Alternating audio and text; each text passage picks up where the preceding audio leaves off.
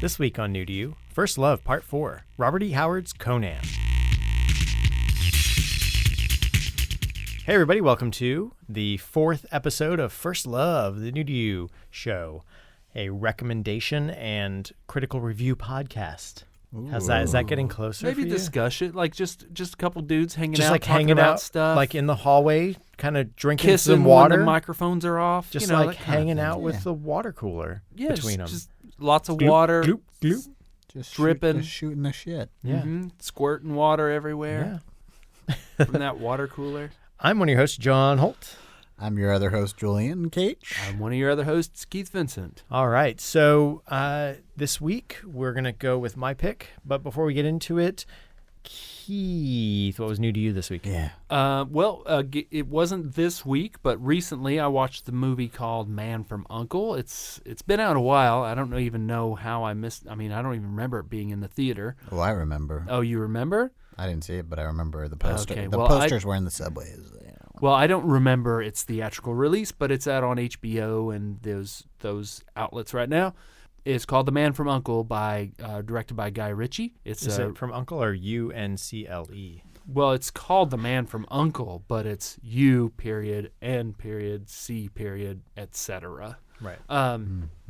But it's a really, really cool, stylish film. I think it's really nice. And it's based on, it's an adaptation of a 60s TV series, right? Yep. Well, yeah, and it was a pretty big, like, it's sort of Man from U.N.C.L.E. and Doctor Who are in the same level of like British pop culture. Like no joke. It's Man from U.N.C.L.E., Avengers, Doctor Who, or like big time British TV. Yeah, well, I'll tell And you that's that not the Marvel's Avengers, not Marvel. the Avengers movie that they made, whew, it's a real With stinker. Uma Thurman. Yeah, real bad movie. But Man from U.N.C.L.E.'s really quite nice. The soundtrack especially is really, really cool. I heard Colin Firth is awesome in it, and Samuel Jackson is pretty good. Weird character. Right. Well, I mean, they do a lot of karate. Yeah.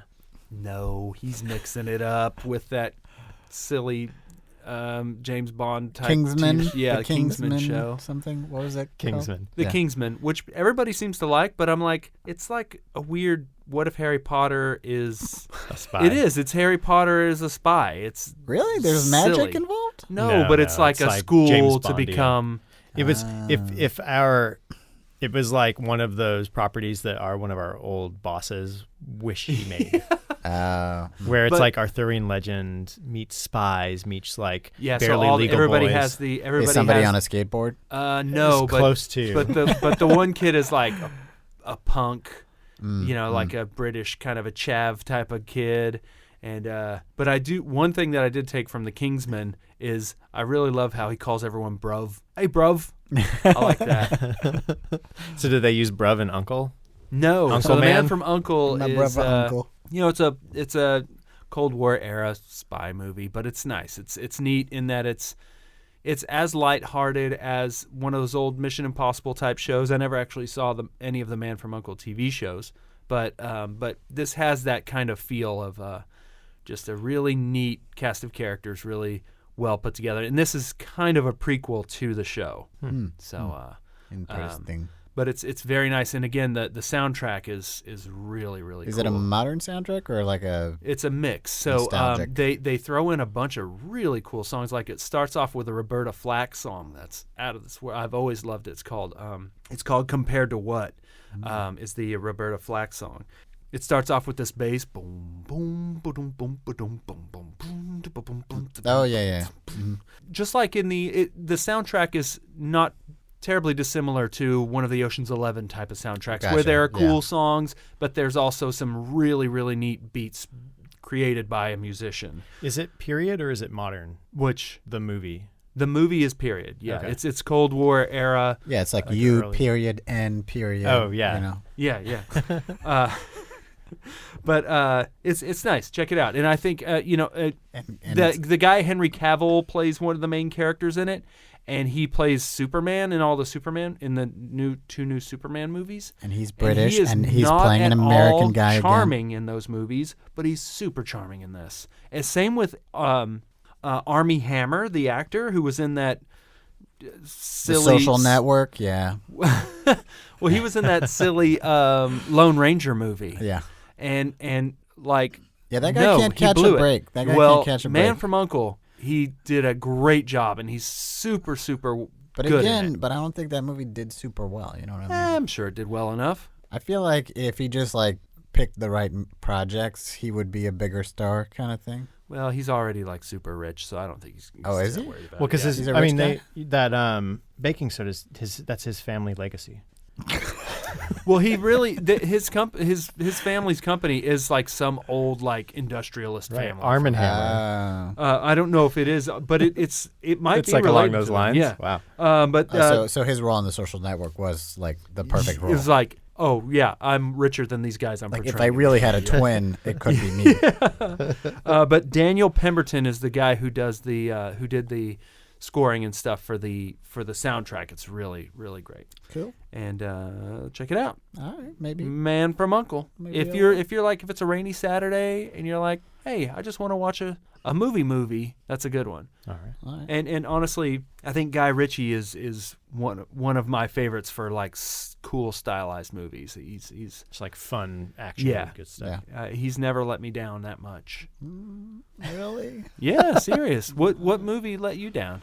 I don't know. I I didn't see the one with I have Madonna. to say I didn't see all the movies that I feel he let me down on. So maybe I'm just judging that book by its cover. Yeah, So maybe he didn't let you down. You just walked away. You didn't do Yeah. the fall at Well, all. I mean, in every movie, even if he did those Sherlock Holmes movies, which Yeah, again, I just couldn't watch those. they're fun. really They're no, like look popcorn. at watch that. There's some really cool scenes in all of his movies. Yeah, So probably. the overall pieces might not all fit together perfectly, but I mean I think those movies are perfectly competent. And I would say my only complaint with those Sherlock Holmes movies is, I mean, I love Robert Downey Jr., but he shouldn't be Sherlock Holmes. Yeah, that was my feeling. But the only real thing, the only real problem with them is that those Sherlock show came out, and it's way better. Yeah, it's like that's the Sherlock I want. Yeah. But I do like that the Sherlock Holmes movies that Guy Ritchie made are actually in the old,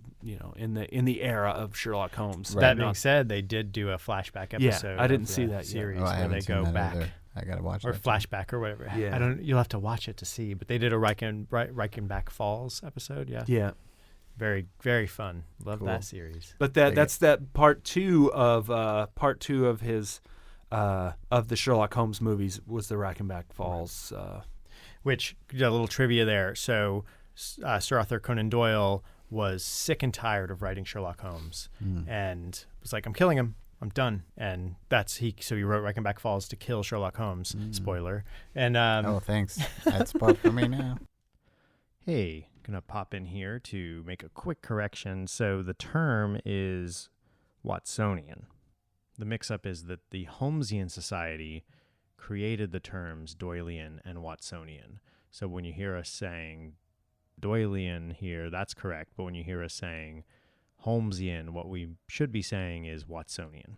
But then there's this concept of story and character, where there's the like Holmesian story where the character decisions that are made are based on what's happening in the world and what happens with the characters, and the Doylean one where what happens in the story and what happens in the world is based on the outside world, the machinations of the author or social situations going on out in the world. So if a movie exec makes you make a story decision, that's like a Doylean story change, versus if a character is in the world makes sense to go in that same direction, that's a Holmesian story change. So the idea being that that there are times when story will certain story points and story beats and important ideas and changes in a character's life can happen. Maybe it's not always clear. Like, it's not something that seems like, oh, well, why the hell did this happen? But those things can happen, and those big choices can be made because of a shift in external forces outside of the actual storytelling and of the universe of the world of the story. Yeah, so that's something interesting to kind of play. Is like sometimes, especially with these big franchises. I mean, you see it in comics all the time. We talked about it with Civil War a little bit, where See it in Downton Abbey. Yeah, or another one would be the where good they're one. like, Matthew's dead because he just told us he's leaving and we have one show to do. or like The Good Wife, where Oh, sorry, spoiler. Season 3. Certain characters leave the show in The Good Wife because they didn't get along. Like, basically, the main actress was like, this person won awards that I should be winning because this is my vehicle. I don't want this person on the show anymore, and so they write them off. And that would be a Doylean. Versus this character's arc has led him, and the world has led him to being killed and written off the show, and that's Holmesian. And that's a Holmesian device. Wow, it's amazing that he is responsible for both of those terms. I think those terms came from scholars after him, and it actually may be more recent coining. But that's sort of because that's something that, it's a literary analysis kind of series of terms. So it's a Arthur Conan Doyle story, and we're going to talk about more Conan stuff. Yeah. Segue. Jules, do you have any new news? Are you good? Flawless? No, I'm good. All right, cool. All right, so what's your first love, John? My first love. Tell me about first love.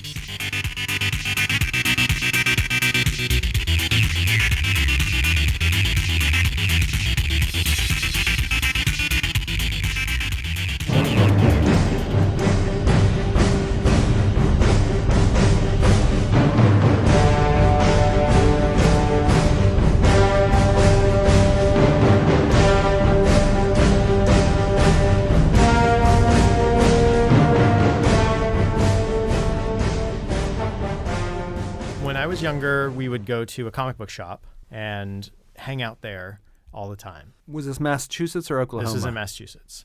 And we could walk there. It's like a mile and a half from the house. So you just walk down there and hang out. And they sold comics and they sold toys. And next door was a used record shop. And they also sold old Pulp paperbacks. Yeah. And some of them were like more collectors-y, like from the 60s and 70s. And this was at a point where there was a lull, so they weren't very expensive. So I was able to pick up and purchase a number of these pulps. Like, that's when I started reading Howard Philip Lovecraft. So it's like I'm like 12 or 13 at the time, reading Lovecraft, I picked up Robert E. Howard, who's my pick this time, and really got into... This is before I was reading like Dragonlance stuff, but in and around that same time when I started reading those. And so how old were you? Probably like 13, 14? 11, 12, 13 kind of thing. So reading H.P. Lovecraft, who is this pulp 30s.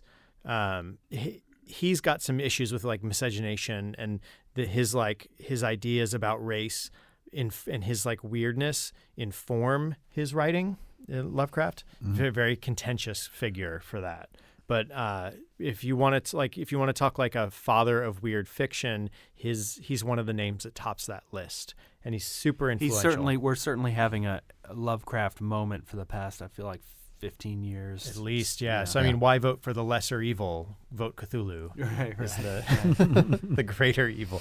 So Cthulhu being one of Lovecraft's older god characters. So that's what But I'm he's like, a contemporary of Howard. Of Robert E. Howard, yeah. So Howard Philip Lovecraft is a contemporary of Robert E. Howard. So I'm at this comic shop, I'm reading, like the Marvel stuff and all that a little bit, but I get more into this pulp stuff, and I'm always been a big reader and would just devour this stuff. And it's the writing is sort of odd. There's a lot of archaic words that they would throw in. Sometimes because those words weren't totally out of the vernacular at the time in the 20s and 30s. And sometimes because they wanted to sound archaic. So there's sort of a couple levels at play. But these guys they styled themselves poets. They were, penny on the word kind of writers. And these were the tales that would be in Weird Tales magazines. And these were magazine short story writers who were plying their trade in the 20s and 30s. So, I'm listening to this, or listening to Black Sabbath that I bought at the UCD store next door, reading Robert E. Howard, Conan stuff. And he had sort of a resurgence in the 60s. There was a lot of like reclamation and people putting these books back, like putting his books out again in paperback form in the 60s and 70s. It's along the same lines as like your heavy metal magazines and stuff with like big burly dudes and and raucous adventures. And I feel like the art associated or inspired by a lot of these works also are like a big part of their resurgence. Right. Or tied into their resurgence. And that's, like Frank Frazetta did a lot of covers for those books. For the re-releases? For the re-releases and for like comics and sort of like Conan collections. And he was a master of that illustration style, of that fantasy illustration, and really was one of the strongest voices for a long time, and defined a lot of that type of illustration style, like taking the Wyeth school into fantasy a little more. There were also a number of film adaptations that helped repopularize his writing. Right. And that's what was it? Was that in the late 70s or early? Yeah, it was late 70s. Yeah. George Milius. Wait, no, not George Milius. But anyhow, late 70s, you had like the Arnold Schwarzenegger. That was Milius, I think. Oh, yeah. Feature and Red Sonja and a second. Well, those don't Conan. count. Did he write any Red Sonja books? I think that was his character, or that's the other kind of blurry thing, is that there were a lot of people who were very into his work, and just like there are a lot of people who are into Lovecraft's work, and so there were a number of editors who would take his stories and complete them, or write stories that sort of filled the gaps in for some of the characters. So you had a lot of moments where guys like L. Sprague de Camp or Lynn Carter, who were contemporaries a little bit, or just like one generation after, who were prolific and more editors than writers themselves. And so they were really good at taking the works of other people in these worlds and really taking them a little further, like they didn't get bored with the characters like Robert E. Howard would and move on to the next thing, or get tired of being pulp writers. They were really, they grabbed them and they went with it. So Robert E. Howard, though, according to that, he did kind of get tired of.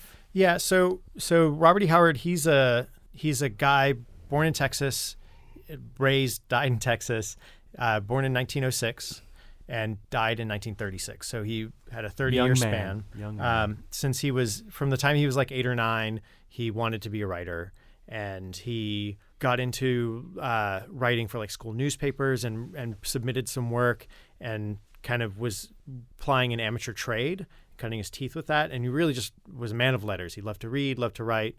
And he also was a big fan of the mystique of manliness, like boxing and bodybuilding, and the sort of like the landscape of Texas he really loved too. These sort of, you're talking about in 1906, it's still pretty broad, wide expanses. And its history was still there. It was very near history when it was reclaimed from the indigenous people kind of thing, or claimed from them, not reclaimed, but taken, it wasn't too far off. Yeah. So there's a few different things that are at play for him. But by like 23, he's actually getting stories published and getting work out there. And he's under 20 at that point. Well, no, he's 23. Oh, okay, good. Not at the age of 20. Okay. So he's getting stuff published in like Weird Tales and another book magazine. And one of his first sort of big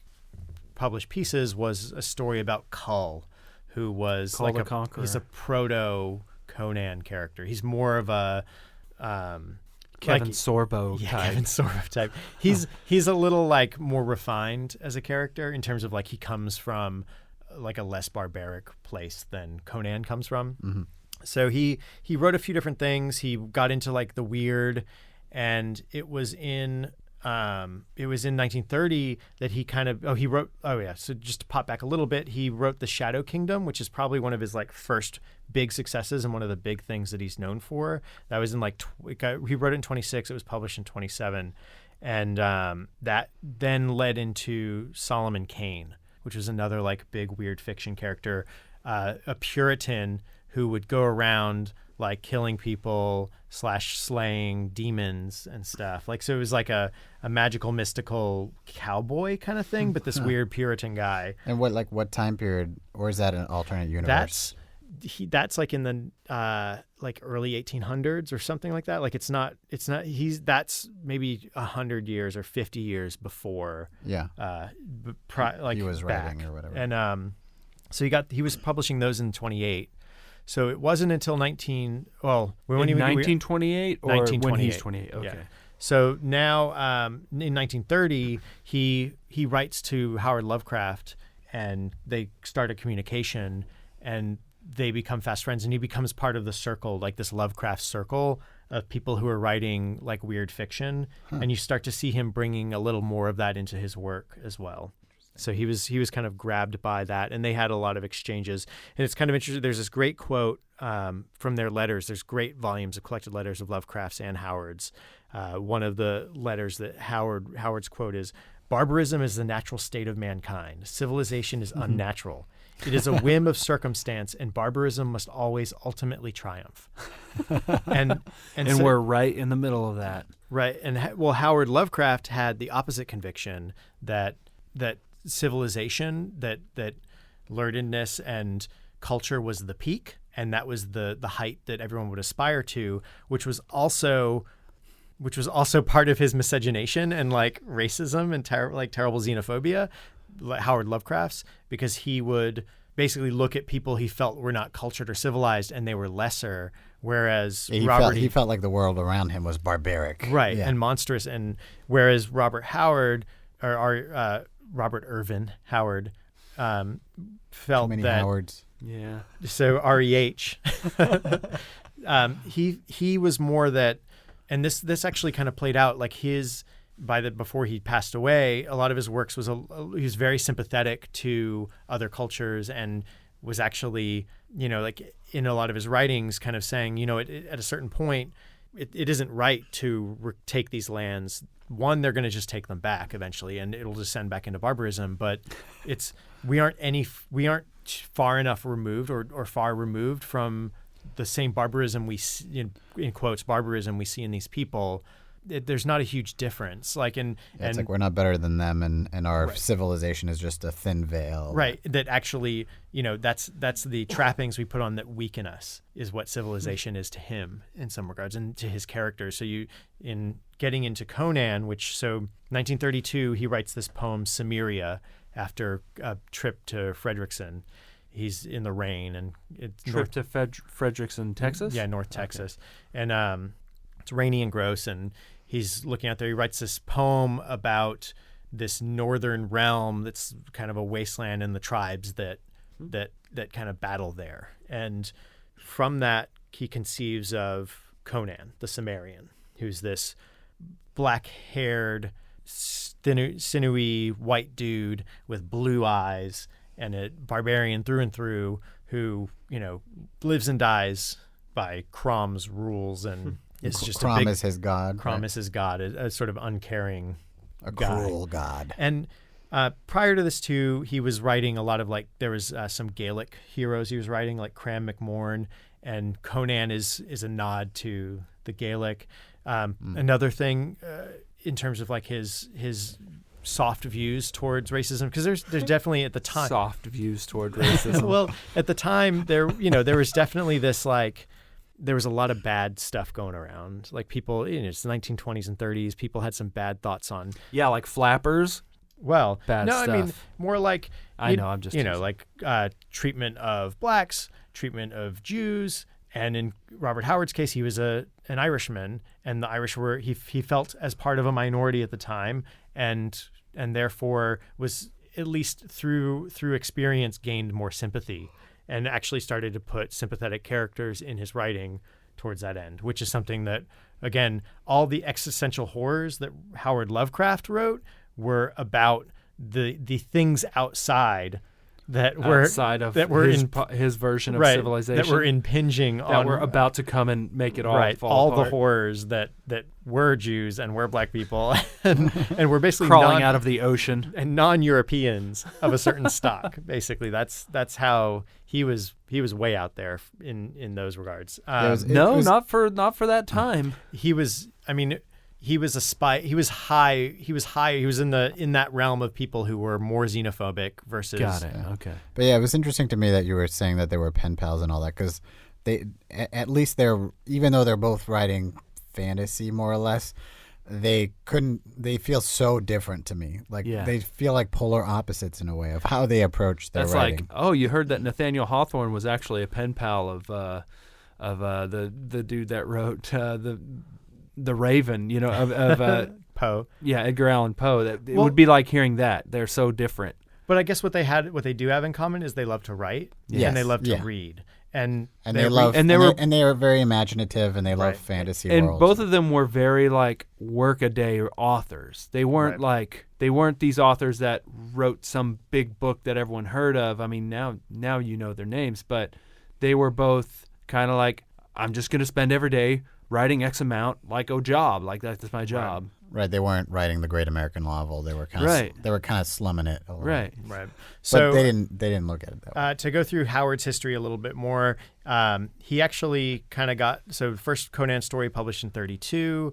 He kind of got tired of Conan around 1934 and shifted into westerns. Can we back up for a second? Like, what's his background just generally? Like, is he like middle class? Is he poor? So his father, they lived in a small town in Texas. His father was a physician for the county, and he was like a traveling doctor. He was a sawbones. Sawbones. And he would just go around taking care of people. And so they were like middle class, maybe upper middle class. His mother was sick all the time. She actually had tuberculosis and was in and out of sanatoriums and was constantly sick.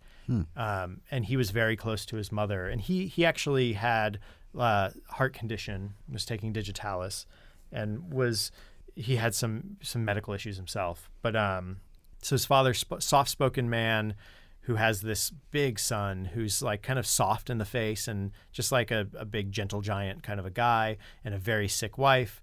And so this is a kid living in the middle of Texas, seeing all the scenery around him and writing these stories. And there's a lot of like speculation about his psychology, like what did he have, an Oedipus complex, but there's a certain point come 1936 where his mother got like, basically that was it. Like she was getting sick enough that was the end, and she passed into a coma, and he went out and shot himself in the head, and 8 hours later died. Whoa. So he didn't do a good job of shooting himself. Yeah, he didn't where he was a very strong head man. His suicide note, which was found on his typewriter after he shot himself. How do they know he died 8 hours later? His dad had to watch him. Oof. So imagine this: you're the county doctor, your wife has just passed into a coma and is going to die. Bang! Your son's just shot himself in the head. I think he may have even his mother may have outlived him a little bit. I don't know exactly that, but so you're standing vigil over the two people left in your life. Pretty rough stuff for Hester Howard. Yeah, why didn't he write? Exactly. Again, soft spoken. So the suicide note found in his typewriter, Robert E. Howard's, was from the poem House of Caesar by Viola Garvin. All fled, all done, so lift me on the pyre. The feast is over and the lamps expire. So that was his goodbye to the world. And who's that? Do you know anything about that writer who wrote that? I don't know Viola Garvin at all, but I could look it up. But Viola Garvin. Another weird thing, and I'll get there's a woman who wrote a book about him called A Whole Wide World, which was her recollections of conversations with him. She was a writer named Novelyn Price that Howard met in Robert E. Howard met in. Was that book made into a movie? Yep. Yeah. So in 1933, they dated for a little while, but it didn't really pan out. And she wrote The Whole Wide World about that, and they made a movie with Vincent D'Onofrio and Renee Zellweger, as Novelyn Price. So if you want a little like biopic, there's an okay one of Vincent D'Onofrio is great in it, of Robert E. Howard, sort of in the last few years of his life, out there, called The Whole Wide World. So do you know, I mean, this is getting a little off topic because this isn't talking about your first love, but was he successful in his lifetime? Was he successful enough to support he lived at home. Like Lovecraft, the same story, except he Lovecraft lived with his aunts. Yeah, he lived with his aunts and his mother at a certain point. But yeah, Lovecraft was definitely like a cloistered, had big issues. They both had issues with women and sort of getting out there in the world. There was just a level of like social issues that they both had. But I think he sold enough stories.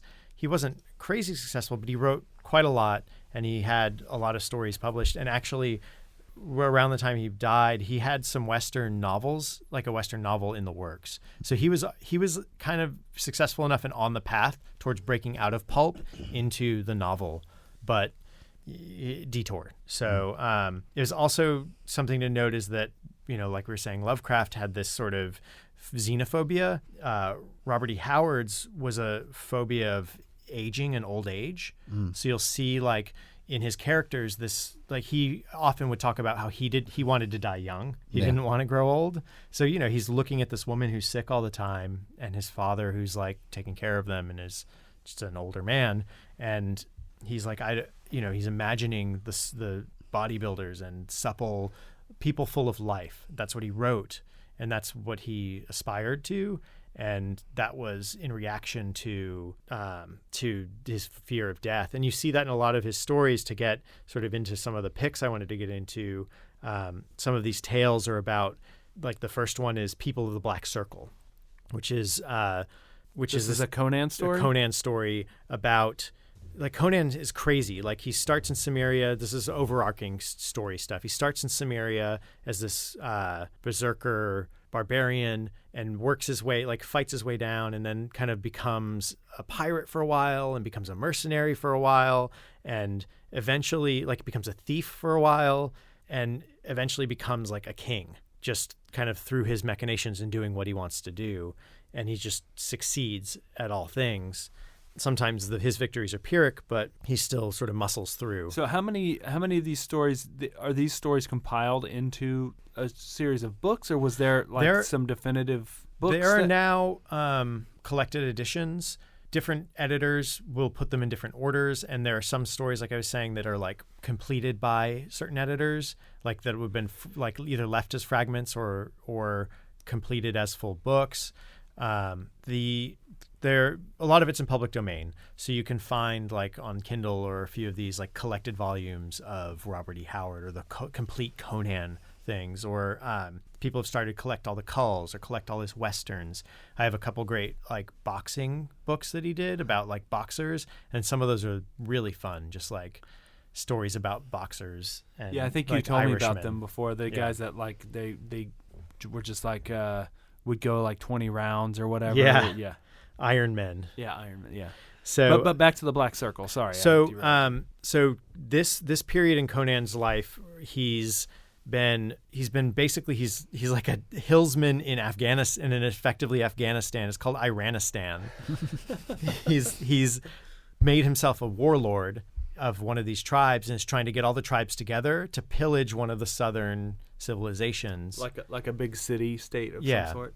And 7 of his chiefs have been stolen by the civilization and are held captive, and he wants them back. The whole reason that they took him captive is because the prince or king of this land was killed by magical means.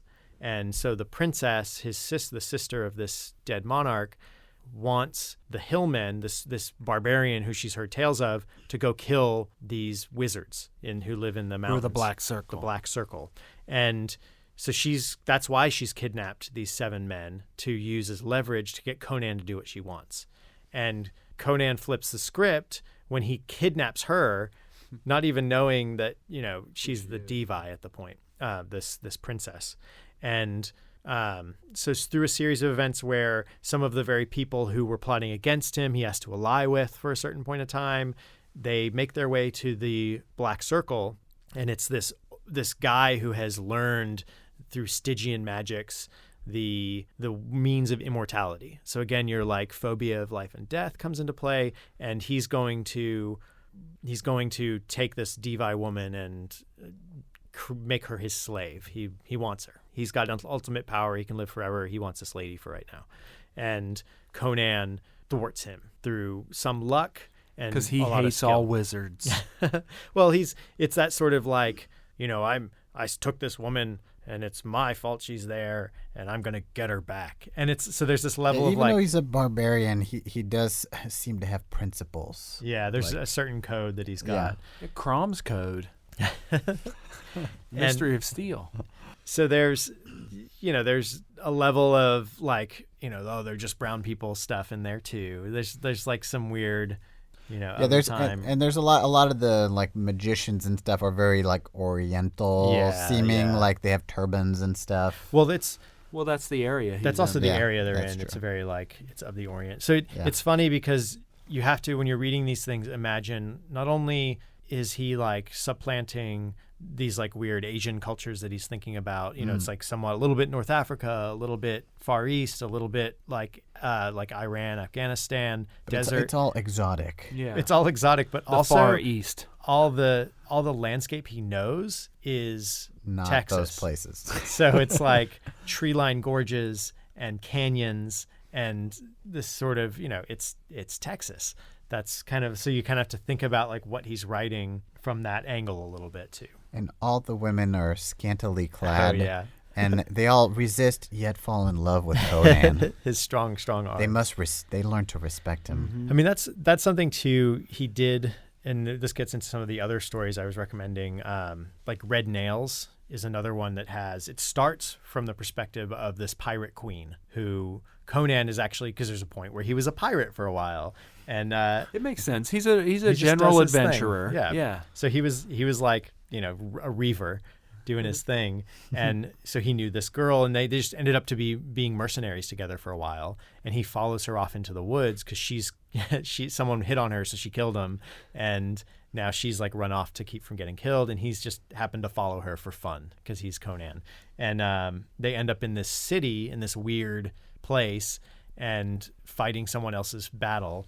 And she's written as this like super strong, supple fighter woman. She's stronger than most men, kind of thing. So there's a level of like empowered women that he writes, but there's still sex objects. There's still like a certain amount of sex object in there. But they're very much like described and written from the male gaze point of view. But at the same time, he's pretty like. He puts as much words to the swarthy giant guy who Conan's about to fight, or Conan himself, as he does towards the women, and sort of like the state of people is important. Yeah, it's true. It's true. It's all like the physique and there's a certain and amount. The strength he of cares about the physicality and gives you those little like impressions of he raked his blood-soaked beard across her chest, and she was horrified. And generally, the writing in general is very much about aesthetic and about action. There's not a lot of psychology going on, and I mean, I think they're both like very easy. Like for that reason, they're very easy. They're also like you said. I mean, he peppers some. Some like mystical words and ancient names and all this kind of stuff, but mostly the writing's very easy to follow, very clear, very straightforward, and it's like what you see is what you get. There's not a lot to read between the lines, and it's a little, I don't know, it feels a little... It's not really going in depth as far as what Conan's thinking. Yeah, no, it's more like see and hear this cool thing happening. Go there, fight it. Yeah, it felt a little like juvenile to me. Yeah, I think that's the key for like, so People of the Black Circle and Red Nails are definitely like very specific Conan, very pulpy, like, and then this, and like, oh, they were so strong, and he got in there and fought, and da-da-da. Queen of the Black Coast, which is another story I recommend, I didn't get to that. This one's almost more like, it's a little more removed. It's actually like a step even maybe further into that same world, where it's almost like he's describing the feats of Hercules, where Conan teams up with this pirate woman, and she's like, instead of killing him after she sees him kill a bunch of her crew, he's like, you know what, join me, we're going to become reavers and just like ride the thing. And so it's actually a pretty long time that he spends with this woman, and the two of them are like pirate king and queen and just rule.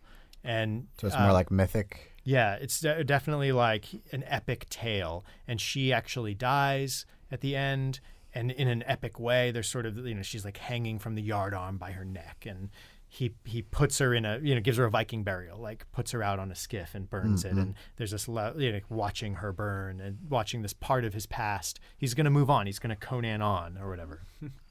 And so there's a different kind of psychology, almost like stepping away from him as even a person and more of a symbol of legend. Yeah. But one of the best stories, but the thing is, it's probably one of the last ones you want to read because it's the one that may have the most psychology, is Beyond the Black River, which is... A lot of black. Yeah, he does a lot of that. A lot of black in these titles. So Beyond the Black River is about... There's this race of... They're basically Native Americans, and they're called the Picts. They're sort of like early... No, Picts are real. Well, it's like early Irish warriors. Yeah. But he also like transposes they them. fought the Romans. He also transposes them with Native Americans. The Punic War era? Yeah. So he has Conan go like kind of help these different tribes and help these other people. There's sort of like a back and forth. He's like fighting the Picts and helping some people who are our Picts away from them, etc. And that's when there's a little more psychology in that. And there's a lot of like moral ambiguity and a lot of failure. A lot of people die. And it's definitely less of a haha, like Conan did it kind of thing. It's much more, you feel that he's come away a little changed from this adventure. And that's something that L. de Camp and Lynn Carter and those guys who were writing Conan stuff later, they're the ones who kind of build him into becoming this king. They add more of that psychology in where he has all this past. He's been everywhere, and it's almost like kind of One Punch Man, but melodramatic, where he's been and done everything, and he's like attained this status as a king. Now what? Kind of thing. Like what? Like he's reached the top. Is this all there is? Like he's gained and lost all this stuff, and I think again it calls back to two major points in Robert E. Howard's philosophies. The state of having this leopard, this panther, this barbarian with the trappings of a king ruling a kingdom, it's kind of inevitable that he will do that, but he's still a barbarian. And at a certain point, he's going to shed that and walk off and be the barbarian. And then at the same time, he's afraid of aging and he's afraid of growing old. And so Robert E. Howard or Conan? Both to some degree. Like Conan can't imagine himself old. Why hasn't he been killed yet? Like he's fought all these battles and been He can kill so everything close. except time. Exactly. Yeah. But that's something too. He fights how many different vampire people who suck the youth out of someone to gain the youth themselves. That's what Red Nails is about, a vampire woman who has just using her machinations to keep herself immortal.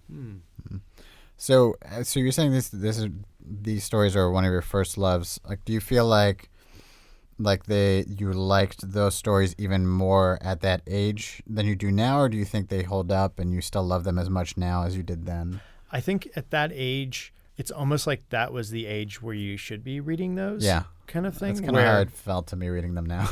Where, there are a lot of 10-cent words in there, and, it's good for your vocabulary, but it makes you feel older. And it's sort of, there's some lasciviousness with like the sexy ladies and violence, a lot of blood and guts. Well, plus I imagine at that age too, it must have felt like a buried treasure to find these old books from an old era about a character you've heard of. Right. And they were already trying to be sort of timeless and mysterious when they were written 100 years before. And it's another world, but it's still somewhat grounded. Like it's not a Lord of the Rings or a Hobbit where there's a whole new world that's been crafted and carefully like configured, like a bubble world that you peer into and step into and have to acclimatize yourself to. This is a tale that could have been here, could have been our world 500 years ago, 1,000 years ago, or in the future, or whatever. Well, he's actually making references to realistic geographical locations to some extent. Yeah, but it's all kind of fake. Like there is no Samaria. Right. There, like Iranistan isn't real. There's no. Well, I imagine the archaeological evidence getting to his education wasn't quite there yet. You know what I mean? It's also kind of like, but it's kind of like a soup of like different. Right. Like he's taking a little bit from this, cool. a little bit from that. Yeah, and I think part of it's because he wasn't worrying about the world too much, and he just knew like cool, there's a coast, cool, there's a jungle, cool, there's a desert. Like, this is the stuff I want to have. Hey, I want to make this Conan story, see? And I want there to be a jungle in it. And in this time, maybe he fights some sort of lizard people. Let's see, maybe there's some cliffs. That type of thing. So he built it's like a Mad Libs. Yeah, I mean, he's still. That's the thing. He's drawing on what he knows, and instead of like the weird stuff is kept as weird. Like there's certain things where like he'll just say a sword because Conan knows what that sword is and he knows what that armor is, and that's all normal, But you may not know what a tulvar is unless you go look it up in a book because that's a real thing. Where Iranistan is doesn't matter. It's the people who live in it and the like kind of that it's a mountainous, hilly. It's Afghanistan. And honestly, Conan doesn't even know. Probably, right. You know what I mean? Right. He just doesn't care. Right. Well, no, exactly. But he knows instinctually Well, because no, he's he not knows, a thinking creature. No. He's there. He knows what he has to do to conquer. Right. And like, that's his story. He has a sense of people. He has a sense of like how to survive and get around and succeed. And the things that Robert E. Howard is writing about is usually the weird shit that he runs into because that's what's important. Like Conan fighting a bunch of guys in a thing, like on a pirate ship, doesn't matter unless like the larger goal is that there's like a homunculus downstairs who's like a real monster, like, or the snake that is part of this crew. Right. That's the stuff that gets written about. You don't write about Conan going to the toilet, just like you don't write about him, setting fire to a tavern, because that's boring. That's boring Conan stuff. You want to know that's just what he does on a Tuesday. Yeah, that's like fun. That's mundane and fundamental. You want to know crazy Conan stuff, and that's what a lot of the stories are. The tall tales. And so you get this weird mysticism that the world is kind of grounded, even though it's made up, because he's like writing about things that he knows and you kind of should know, and just like planting his characters in it. But then the mysticism and that funky, like outside of the character's experience stuff is also then outside of your experience and feels unnatural in the world. And that's why it kind of sings a little bit more. Yeah. And then he also he sort of puts Conan in these situations to contrast him and to sort of show like, it doesn't matter what situation you put him in, Conan will always be Conan. You know what I mean? It doesn't matter whether you put him in a fancy civilization or in front of a sorcerer, he's always going to be Conan. Right. And he has going to kick in. And he has a certain purity, like of who he is that's comes through no matter what. Man of action. Yeah. And that evolves. Like he becomes smarter over time and learns things, which is good. Like it's good for him as a character. But again, it's the idea that he always kind of knew how to do stuff. What he's learned is he's gotten better at it. Yeah, he's like he can do it with a wry smile because he knows, but there's still moments where like his animal brain kicks in, and before the wizard can even read his mind to know he was going to throw the dagger, he's already turned and thrown the dagger and broken the crystal goblet full of 4 golden pomegranates that gave immortality to the wizard. But that's the fun stuff. There's just like fighting monkeys and fighting. But so, what do you snakes and stuff? What do you think it is about this character and these stories that have sort of made them as famous? Because I mean, he wrote them for a short period of time. I mean, he wrote period for a short period of time. He had a short career before he died. And so, why do you think like other writers like picked up like so? I mean, that character must have really captured people's imagination. That other writers then continued writing those stories, and then those stories were then adapted into films. Yeah, and kind of like Tarzan. Yeah, what gave Conan legs? Well, I think part of the success would be that people idealize, especially younger people who then became writers in the next generation, really idealized and loved the stuff that was in the weird tales and the pulp of that time. And there were some great editors. So it's just like the tastemakers, the people who became tastemakers, right, latched on to that. Right, but I'm sure like it was their childhood influence. I'm sure as well after he died, that's kind of like he became kind of probably legendary by the way he died. Yeah, I think too. Again, there were a lot of editors. Like he didn't get everything published right away. It was a lot of rewrites and a lot of like there was a lot of competition. There were a lot of pretty good writers. Like you're up against guys who I don't, because there isn't an avenue, as much of an avenue for it, or a means to make the money for it. It might be harder to find those people who are writing short stories of this caliber nowadays in this vein or genre. Like, it's for the comic book now, or it's very specific outlet. For movies. Right. Or TV shows. Yeah. So you had guys you had a magazine culture, you had guys who were good, and there were only a few outlets. And so then you had editors who had to, they were the initial tastemakers. They were the ones saying, I'm putting a Lovecraft story in, I'm putting an Algernon Blackwood story in, and I'm putting a Robert E. Howard story in to this magazine. And so you have this curated piece of content where you don't have everyone with TVs, everyone's doing radio as their like other cultural input for drama. And so now these people can pick these, like, comics weren't even as prolific as pulps at the time. And so then all these kids grew up reading that stuff, just like now our generation grew up reading the like height of comic stuff where it was like really breaking. And so now we have all these, that's why we're like living in comic book movie world. Yeah. So do you think for that genre, he was one of the best? In that short period of time, I'm just trying to, because I mean, my idea is that, like, with this pulp stuff, is that there was a ton of it.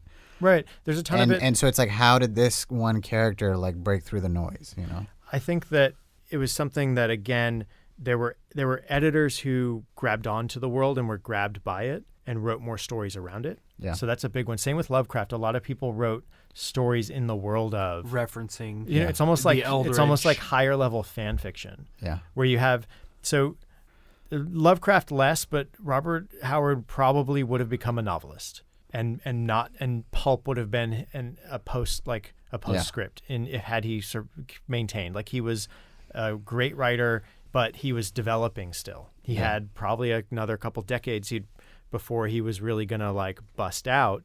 And it was people who really were part of the burgeoning speculative fiction and weird tales, science fiction stuff, and Pulp, who were masters of that craft as editors and writers, who took those worlds and kind of developed them. And I think that's why they maintained, and that's why then they got you only have to maintain it for 20 years before now they're making Conan comics. Yeah.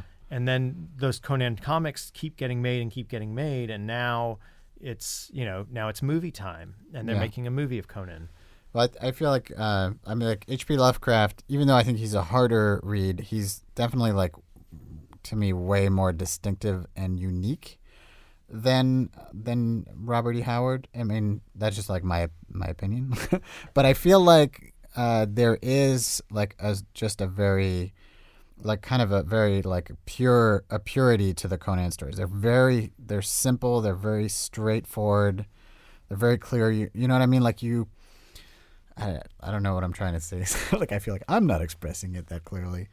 But do you know what I'm trying to get at? That, like, there's just like a directness and, like, you know exactly what you're getting. From point A to point B. Yeah, but in sort of a way that, like, it's so clear, it's so I don't know, there's kind of a beauty to that, I think. Right. And I think maybe that's what made them stand out, maybe. Also, the characters he writes good characters. Like, some of them are weird, like your Solomon Kane's. Yeah. But they have, like, there's definitely a level of, like, Mary Sue, where he's writing like a guy who just can't lose and is probably like his ideal self into these things. Yeah. And his idealism is in there too. Solomon Kane truly is the Puritan. He's the guy who has the black cloak and the gun and is probably like never going to get with this lady. They've recently made a movie of that as well. But he's the guy who wouldn't get with the lady because he's a Puritan. Like, that's his thing, which is a very weird kind of character to have. But, like, he's going to save the scantily clad woman, and so you as the reader can be titillated by that. But he's not. Like, that's not his deal. He's this like gunslinging, black coat wearing guy who fights skeletons and weird stuff. But I would say that getting back to Julian's question of how did Conan reach this level of iconography or icon, that even Solomon Kane didn't. Yeah, Like but even Solomon even Kane's, like, within too weird. even within his body of work, how was it that Conan reached this level of like Sherlock Holmes or whatever? Maybe it's I don't the think he's quite of Sherlock Holmes level. Yeah, no, but maybe it's the iconicness of the barbarian, Right. Like of the big. Like I think we're in an interesting moment in movies right now. I mean, there's always lots of trends going on, but one trend that I feel it's been going on for the last couple of years is this kind of the Taken model, the movie Taken, where and even the the Matt Damon ones, Bourne Identity movies, where it's just like, oh, this guy's just gonna win in every situation. He's just gonna win. So the question is either A, how do they trick him, or B, how's he going to win? And I think that's kind of what the Conan stories kind of are. You start off with it's just like, oh, well, this time it's these vampires. He's going to win.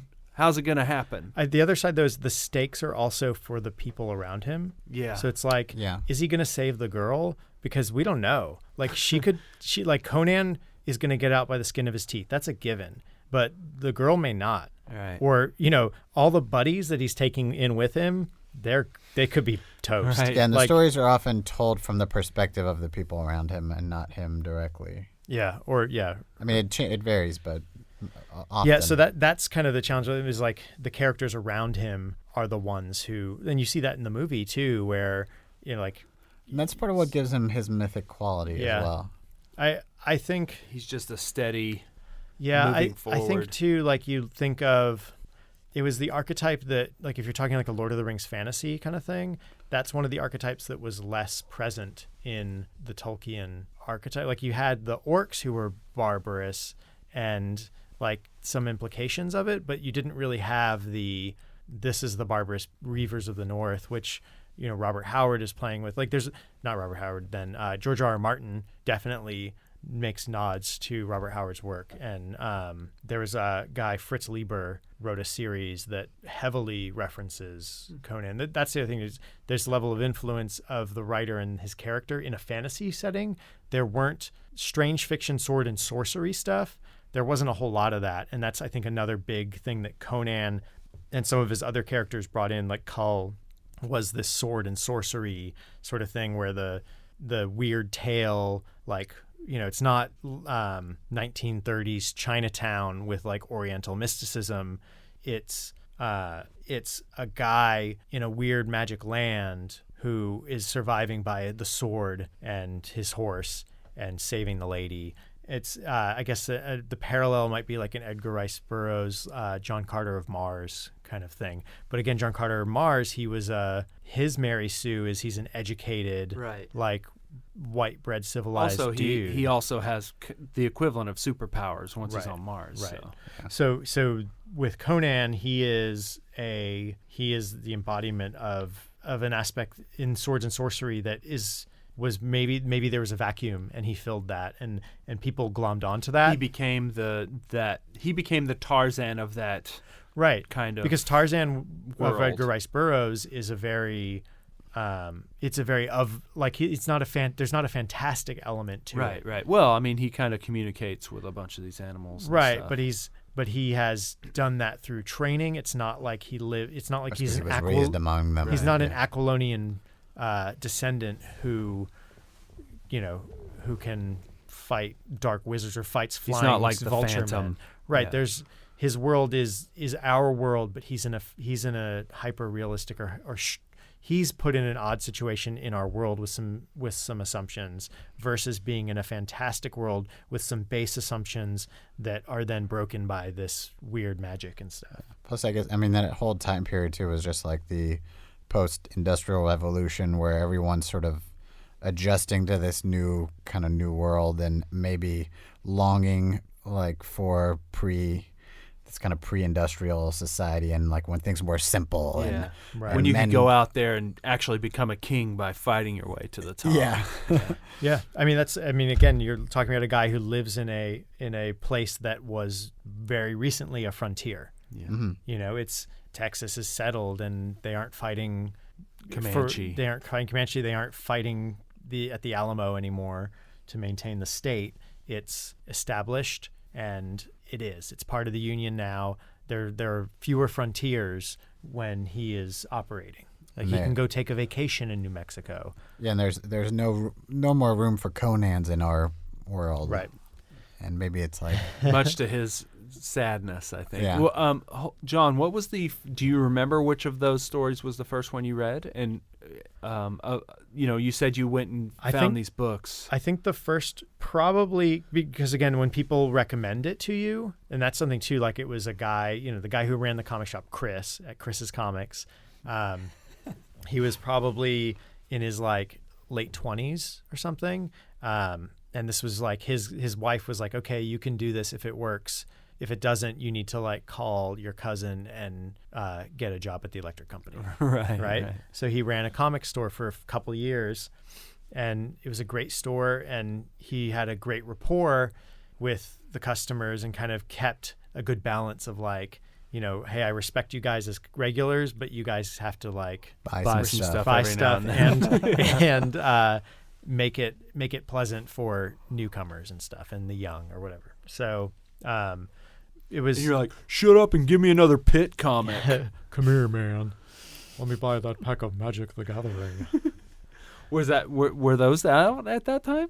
90. Very beginning. Yeah. That's where I started playing Magic the Gathering. Mm. So he recommended People of the Black Circle and Red Nails as like stories to start with. And again, they're just like, it's got Conan, it's got blood and violence, it has, a civilization in the jungle, it has fighting in the mountains, it has wizards and dark magic and an abducted girl and a castle and all the kind of elements that you would want in a one of these kind of stories.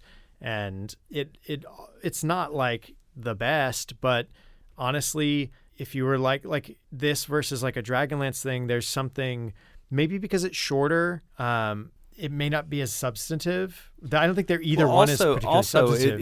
it was before these. This was an archetype for, right.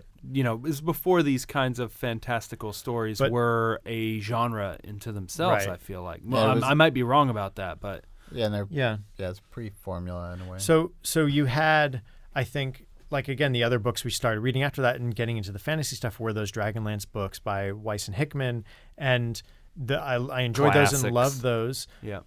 But there was something more visceral about Conan, mostly I think because they got a little, it's denser, like it's the same story, not as stretched. And also he got is a little sexier, a little bloodier. Well, I would say one of the things strange. that I've always liked about Conan is there was never like a sense of he's the chosen one or he's being guided by anyone or anything like fate. Yeah.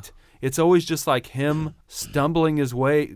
I mean, not stumbling might be the wrong word, but sometimes, just kind of bumbling his way, barbarianing his way through life. Right. And it's not like like you said, you don't ever really fear for him because he's almost like a force of nature.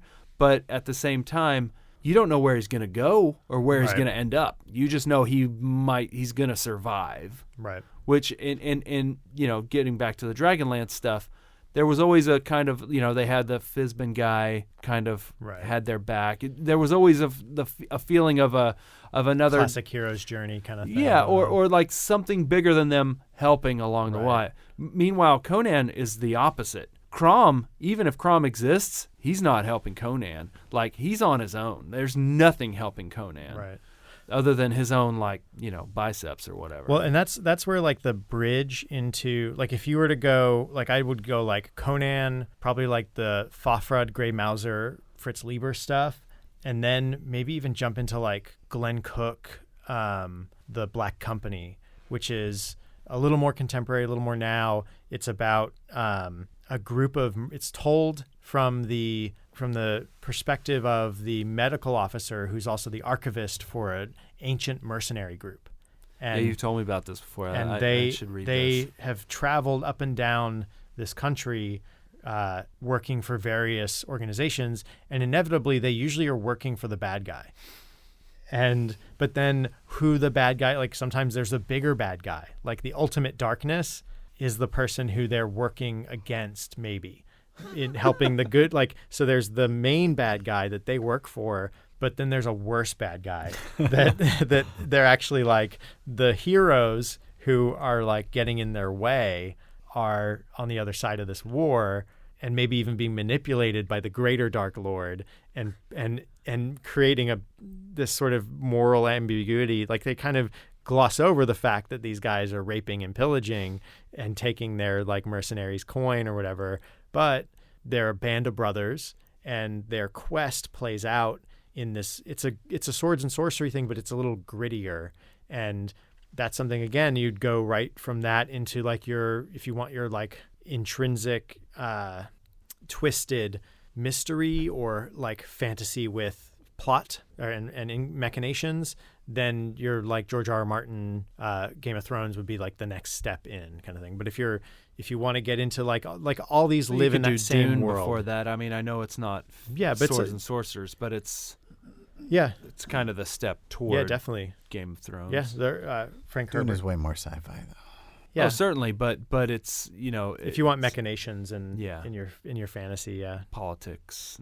But there's this like gritty, dark fantasy kind of stuff, and it is heavily influenced by Robert E. Howard's stuff. And so Conan. Do you guys think you would read more Conan? I might listen to the audiobooks. Yeah, I think what's cool is because it's open source. There's all these open source audiobooks as well. You can just listen to the stories on YouTube, for example, and they're fun. They're kind of easy to listen to. I mean, I listen to most of them at like 1.5 times speed. Like that's how easy they are to follow. And they're good. They're good, like kind of ear candy while you're doing other stuff. I think. I feel like I kind of have to listen to them 1.5 because when I can read these a lot more rapidly than they can audios. Like if I were to speak them, it's a whole lot slower. Yeah, when I read at like 1x speed, I was getting a little bored. It was hard, you know what I mean? It was hard to keep attention, especially because the guy 3 hours for a short story. And even though it's open source and it's free, like the guy who reads them is quite good. Yeah, they have a lot of good ones. He's quite good, but he is very slow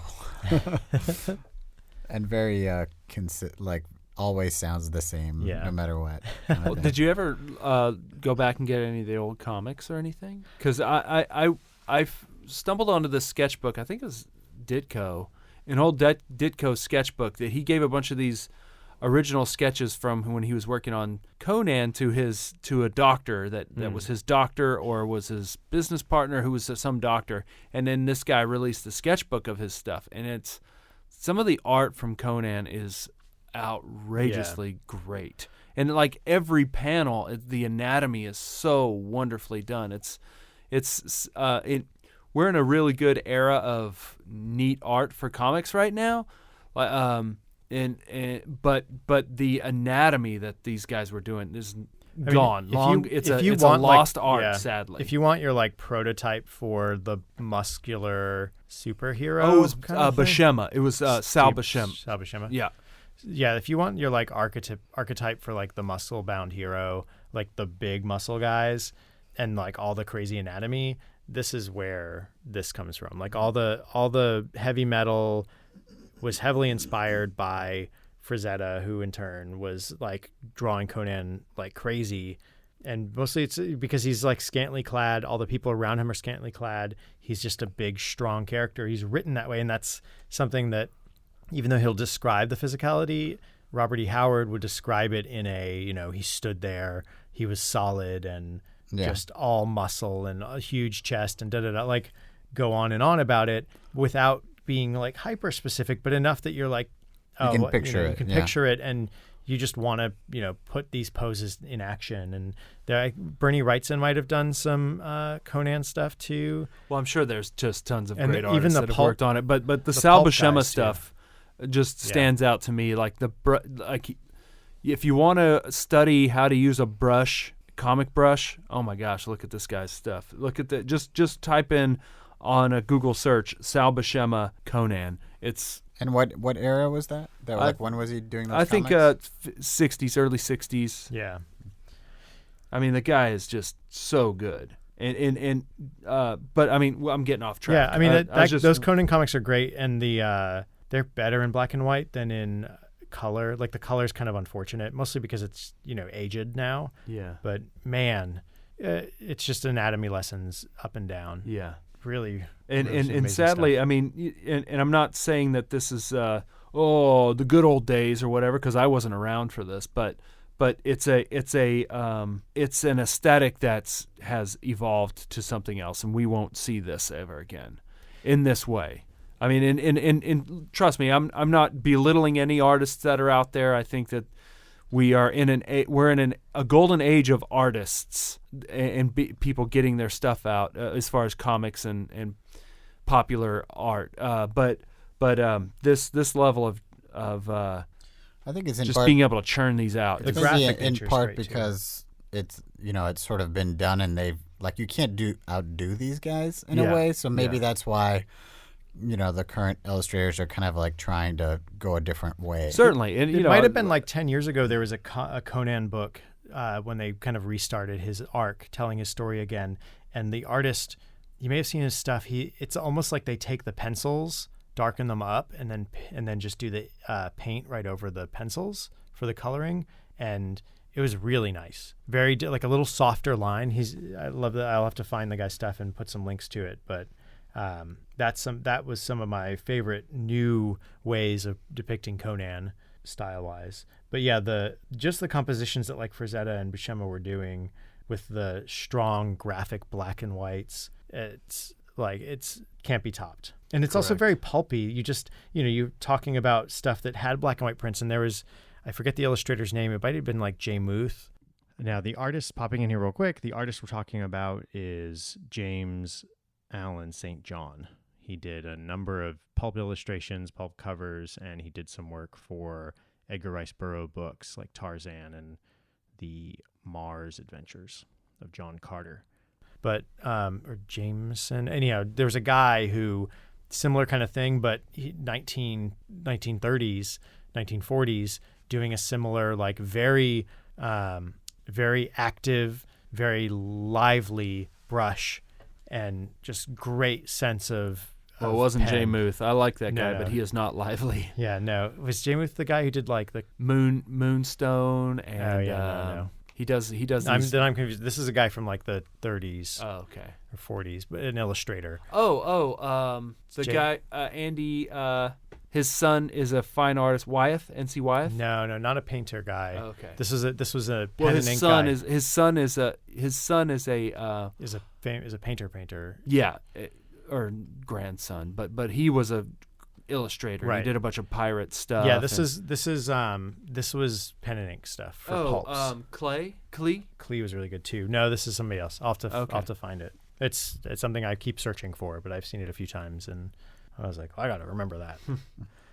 Yeah. So definitely there's a lot. That's what's great about it. It inspires people to go on and draw or write or just imagine these things. That was, I think, what I think grabs people about the story, and what grabbed me about all these stories is just how dense they were with ideas and someone kind of raw creation, and also these raw ideas, and that's part of why I like Lovecraft too. His ideas and weirdness are almost like inner turmoil on the page and in paper, and him sort of exercising his own demons. Not really exercising, just exercising with an EXER. But yeah, there's something that I really like about the vibrancy of the pulp work, that they just had to hit you with it. And, yeah, well, I'm not gonna. We should move this forward, but I kind of sometime we should really talk about. I really want to. You seem to kind of gravitate toward these writers who like kind of workaday writers. You're kind of H.P. Lovecraft, Stephen King, the Ray Bradbury types that just that they sit down at their typewriter for 3 hours a day before lunch. You know what I mean? It seems to be, and Isaac Asimov, a lot of stuff that I feel like influenced you. There's something about that that I've noticed about you anyway. I might be wrong. I might be oversimplifying. Yeah, I mean, it. it's I read a lot of stuff. I don't know.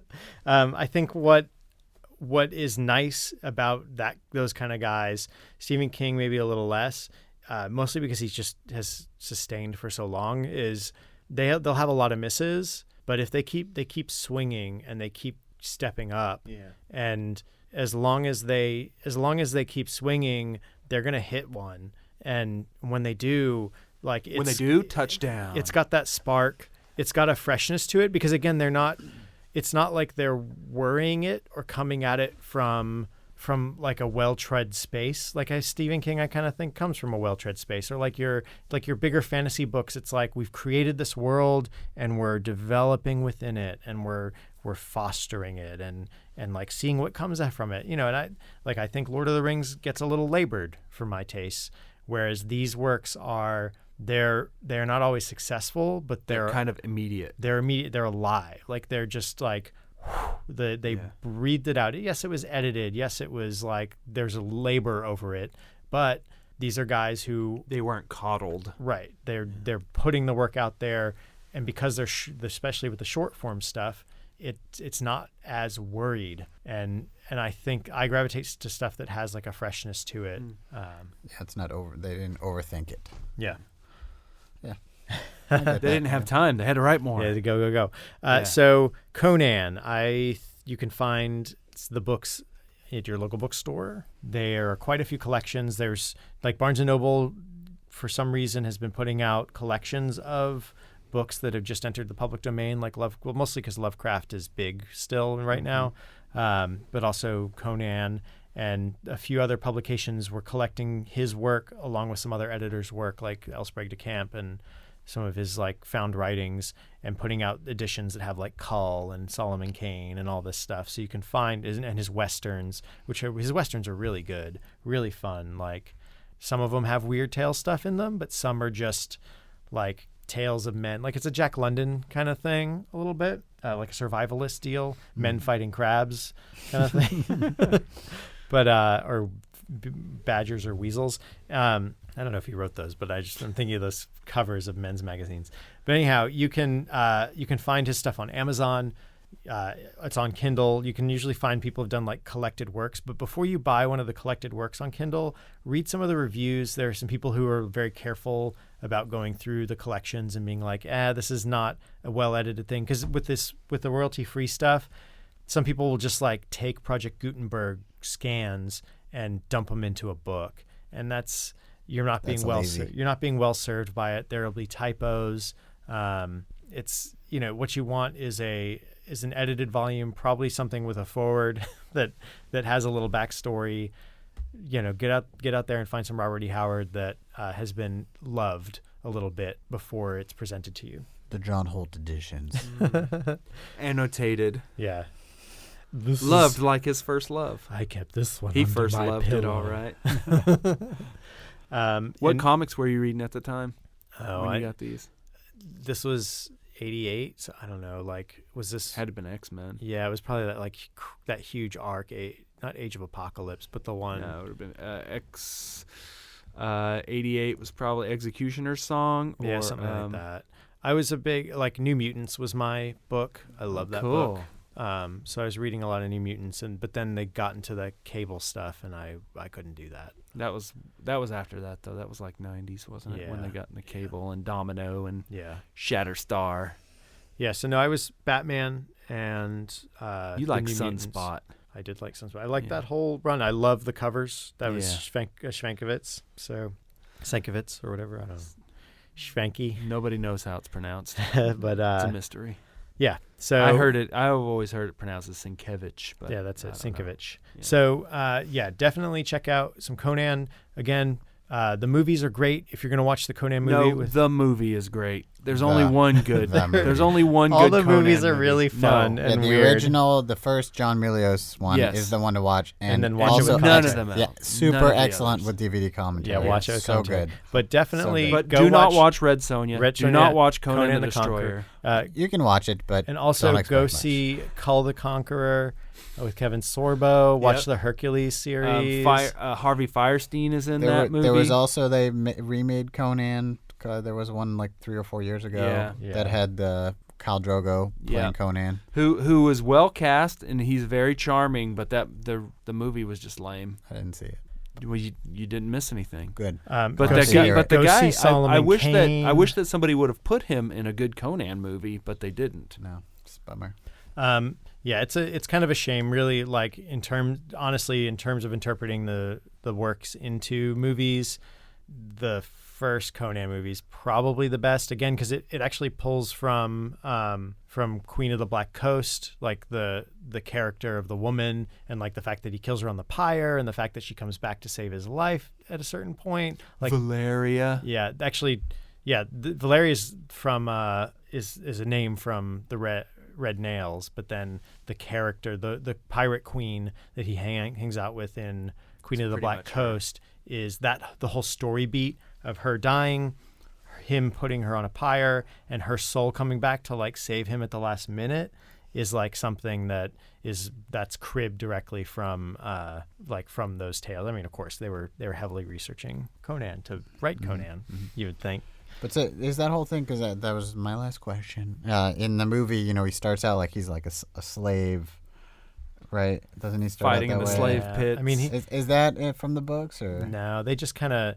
I said that was pretty good. They built that all out of like whole that. cloth. Like again, so if you were to follow Conan's arc, it's weird. Like different people have different chronologies for him, but he starts in Cimmeria and he fights in a bunch of battles and wars. He actually helps a bunch of people fight the Picts. So it's kind of an interesting thing because I remember that. I remember that. That's very funny. So he's fighting the Picts early on in his sort of career and pushing them back like they did the Native Americans. And then later on, like near one of his last stories, he's fighting the Picts again, but they've like reclaimed a lot of land.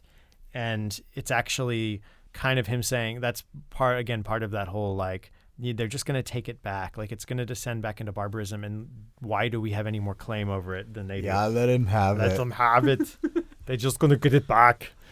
So, yeah. It's the commentary from Conan. So that they're referencing, and it's fabulous. Yeah, that was good. That's a great part. Oh my God, that's great. I remember that. Look at him. He looks like a little girl. Look at I'm watching his Why head did they fall. cast him as me? He looks like a little girl. He's wearing lipstick. You can hear him smoking a cigar in the microphone too as they're recording it. You wish it was a cigar. No, I'm certain it's a cigar. That guy had smoked a lot of probably cigars. drunk, Yeah, they were drinking. Yeah. So Conan has this whole life of being like a mercenary, of being like on a slave ship and breaking out, of like he gets captured and gets free and gets captured and runs away and does like it's a lot like a George R.R. Martin book. He's all over the map, literally all like he's everywhere all the time, like going around. And his arc is definitely more of like he had a hard scrabble life and busted his way out like at a certain age. It was like, I'm just gonna go find the world. Became a thief. So like in the movie when he's a thief, like really his wheel of pain was living and surviving in Cimmeria, in this like frozen northern clime where his tribe, who if you follow his history, like basically he's one of the last of this like Hyperborean race. Like Atlantis existed in his world and ours. Yeah, by exactly. the way. Yeah. And when Atlantis sank, only so many races got off of it, only people did, and so his ancestors were these were Atlanteans. Atlantean supermen or whatever. And so he's one of these sort of like descendants of that. But they descended into barbarism and maintained a level of purity from the red and blonde Can you barbarians. play a clip from the song Atlantis by Donovan over this scene? Not with fair use, because we have not critiqued. Let me critique it. That's a great song, and it should play right here. I don't know. It's not Atlantis. There's probably, maybe I'll find some Conan songs that I. Conan. Right, cue Conan songs. No, so I'll. That's apocryphal. No, it's He-Man. Oh, okay. He-Man was supposed to be Conan. I the guess toys were. But I was I don't know. There's another podcast on it. We'll kind of wrap this up after this. There's another podcast where they talk about like where things came from kind of thing. It's similar to like how did this get made, but it's for pop culture stuff. And they have a whole thing about He-Man and where it might have been Camille Namgiani's podcast where they talk about the like story of He-Man. He gets someone on who talks about it, and that may our understanding of it being Conan might be apocryphal, but no, definitely the toys were definitely Conan. Right, toys. We'll have to go find Camille Namgiani's the podcast he does with his wife, I think. The Basement Kids, or I forget. Hey, I'm gonna leave Kumail Nanjiani out of this. I love that guy, but I'm just gonna go to Google. All right, go to Google, but this is what I'm telling you is that. But there's a lot of misinformation out there, Keith, and maybe he's straightening it out. I think that's one of those things where like just like if we told you about Rocky 7 and made you believe it existed and talked to you about how good it was, and you're like, yeah, Rocky 7, I love that movie. And then we're like, there never was a Rocky 7. See, we would have misled you. I think the Creed movie is Rocky 6. 7. No, 6 was when he was called Rocky Balboa. That was Rocky 5. No, Rocky 5 was when he went back to Philadelphia and he was broke and he had to That was Philadelphia Story. No, that was Rocky Part 5 when he tried to train Tommy the Tommy gun whatever. That was to become his protege. No, man. Yeah. Which one's the one where Rocky 7 is Creed. That's all I'm saying. Which one's the one where he fights on the street and he gets beat? That's that's Rocky Part 5. But that one was a bummer. Sorry. But what's the one where it's like the fighting league and he's an ex-boxer, but now like the kind of fighters they have aren't the same fighters that like they aren't the same fighters. So this kid sort of encourages him to rebuild his fighter to go out in the ring and fight. And they find he's a robot. Oh yeah. What's that? Is that it's got Hugh Jackman? Which Rocky is that? That's Rocky, Future Rocky. Future Rocky? Yeah. It's called Rocky Robot. Rocket? Rocky Robot. Rocky Sock'em Robot. Future Rocket. Future Rocky. Man, what art we've made. Beautiful. All right, everybody, you should go read Conan. I really like it. Yeah, you can hit up Conan at Conan on Twitter. Conan. All right. So Conan, go read it, go listen. It's a good time. It's very accessible. You can find it on Project Gutenberg sites as well because people just scanned it since it is in the public domain. But check out some comics. I don't know too many what the best ones are, but there are plenty out there to research and find. And yeah, that's it. But that was John's first love. It was a first love probably for like reading. It kind of got you into reading. Got you into I think so. Like hot barbarians. Hot barbarians. From there on in, nonstop. If it's got a sword in it, I'm reading it. But yeah, I think getting into Pulp really like that's what pushed me into like being an avid reader, and and I like wrote a lot of weird stuff and. From there. But that's for another episode. Well, remember there was the story about the pirate that became a cowboy? Yeah. That was for the book class. Yeah. I made like a Pulp magazine story and illustrated it. It was called like Bloody Sails or something like that, or no, it was but it was basically like it was a Western, but the whole thing was like the town that the cowboy was going to like deal with was an old pirate. Was run by an old pirate that had a bunch of hoard of treasure. Yeah, because he had his, after a bunch of piracy, he had his people just carry his boat like over land. and then he took it apart and built a town and then killed everybody. And then he was the sheriff or the mayor from that point on. That's pretty good. It was a weird one. Bloody Sands. Yeah. Well, I'll have to post that on the website. Yeah. In its entirety. It's pretty long. All right. Speaking of pretty long. All right.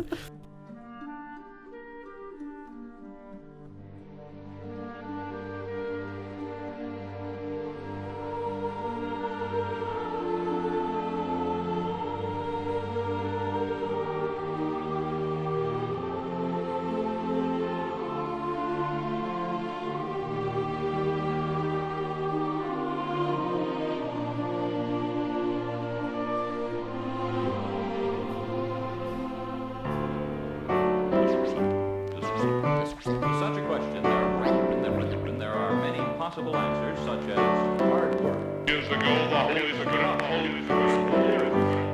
Feel I'm alone in this whole of existence. I know it takes time, but I'm losing my persistence. The distance is too far to fetch, so I sketch on pages. Hey everybody, thanks for listening to the final episode of First Loves. Next week, we will come at you with a new episode. With a new theme. And a new theme, unless we just keep having First Loves non-stop. First Love action. Forever. We there's plenty of things to love. So I was one of your hosts, John Holt. You can find me on Twitter at Lord Joho. You can find me on Snapchat at NotDeadJohn. And I was your other host, Julian Cage. You can find me on Twitter at BeautifulJules and on Snapchat at BeautifulJules. And I'm Keith Vincent. And you can find some of my art, though it's a little outdated, on my art blog at Tumblr at earthlingkeith.tumblr.com. Or you can find him at swarthy, bearded, blood-stained, dark man of the muscle realms. Yes, pickfighter. Yeah. Dot Snapchat. At Black Forest Fighter Barbarian. If you want to find more about the topics we spoke of in First Love, like Conan and Who Framed Roger Rabbit and Howard Stern Show and Keith's, what was yours? Was the first one? Weezer's Pinkerton. Weezer's Pinkerton. Yeah. Then you can go to our website, newtoyoushow.com.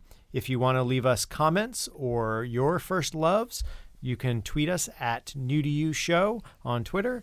And that's pretty much it. We're kind of on Facebook, but it's more just like, hey guys, this is a new episode. Definitely subscribe on iTunes or on your favorite podcasting app so you can stay up to date. We try to post every Monday. Maybe leave some comments. But if you have your app subscribed, it'll just download right away, and boom, you don't even got to think for about it. it. It's going right into your ears. Exactly. So again, you can rate, review on iTunes. It would be great if you could do that, as well as subscribing with your favorite app. It may not be new, but we maybe hope we it's spoiled new it to for you. Spoiled. Explosion.